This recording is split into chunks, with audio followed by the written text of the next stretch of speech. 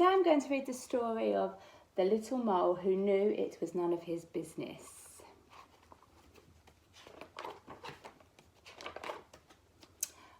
One day the little mole poked his head out from underground to see whether the sun had already risen.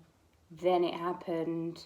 It looked a little like a sausage, and the worst thing was that it landed right on his head. "How mean!" cried the little mole. "Who has done this on my head?" But he was so short-sighted that he couldn't see anyone around. "Did you do this on my head?" he asked the dove who was flying past. "Me? No, how could I? I do it like this," she answered.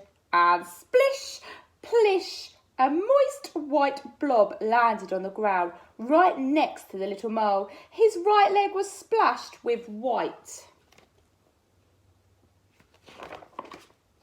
"Did you do this on my head?" he asked the horse who was grazing in the pasture.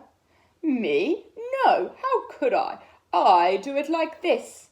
And flump, plump, 5 big, fat, horsey-shaped apples plopped down within a hair's breadth of the mole. He was very impressed. "Did you do this on my head?" he asked the hare. "Me? No, how could I? I do it like this," answered the hare. And rat-a-tat-tat-tat-tat, 15 little round beans shot past the mole's ears. He saved himself with a daring leap. "Did you do this on my head?" he asked the goat, who had been dreaming a little. "Me? No, how could I? I do it like this," she replied. And plippity-plop, a pile of toffee-coloured little balls tumbled on the grass. The little mole found them almost appealing. "Did you do this on my head?" he asked the cow who was chewing the cud. "Me? No, how could I? I do it like this." And splosh! A big brownish-green pancake flopped onto the grass just next to the mole. He was very relieved that it hadn't been the cow who had done something on his head. "Did you do this on my head?" he asked the pig. "Me? No, how could I? I do it like this," replied the pig.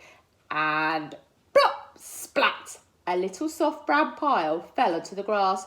The mole held his nose.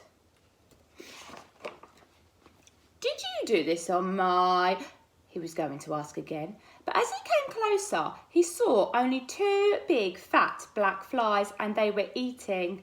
"At last, someone who will be able to help me," thought the mole. "Who did this on my head?" he asked excitedly. "Keep nice and still," buzzed the flies. There was a short pause, and then, "It is clear to us that it was a dog."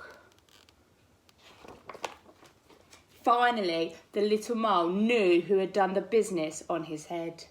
Basil, the butcher's dog. Quick as a flash, he climbed onto Basil's kennel, and ping! A tiny black sausage landed right on top of the dog's head. Satisfied at last, the little mole disappeared happily into his hole underground.